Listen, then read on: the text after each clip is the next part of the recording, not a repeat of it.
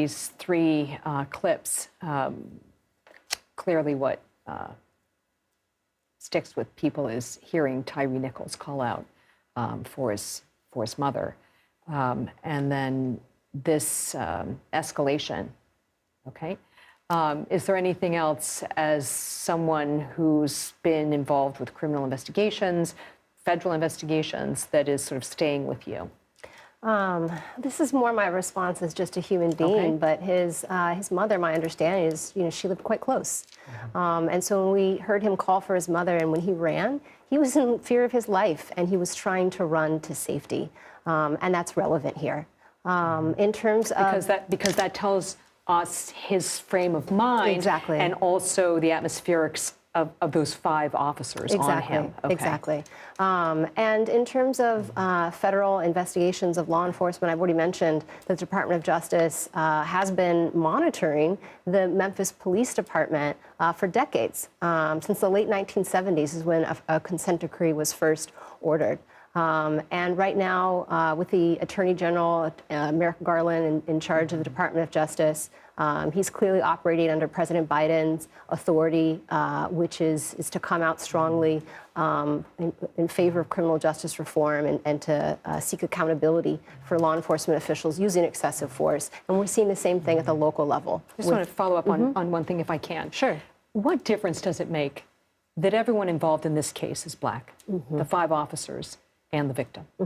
And the police chief. And the police chief. Yeah, this is, if you know Memphis, it's 2/3 black.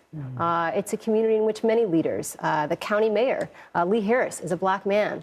And so it's no surprise to me that this law enforcement department is majority black, has the first black female chief, CJ.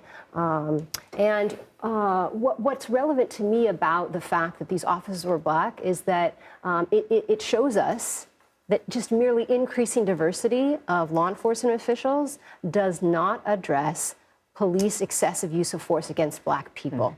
That merely giving training, I know that's come up earlier, doesn't adequately address excessive use of force, particularly against black people.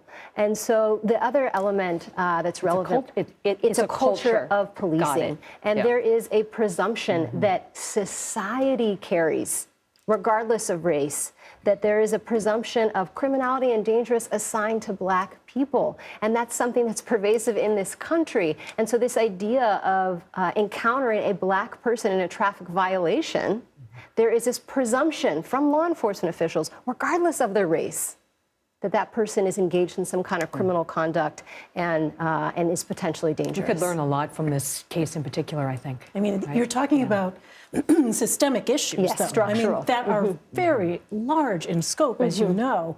That is more than just about law enforcement, it sounds like. Exactly.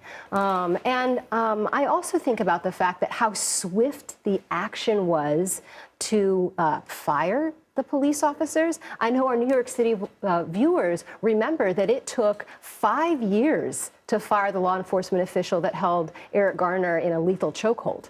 And so there is something about the fact that these officers were black, that there was such a swift move to fire them, to charge them, and then to actually secure an indictment from a grand jury. Because again, we are more used to seeing black people as criminal. I think it's easier for the justice system to come out against a black individual. In this case, we have 5 black law enforcement officials.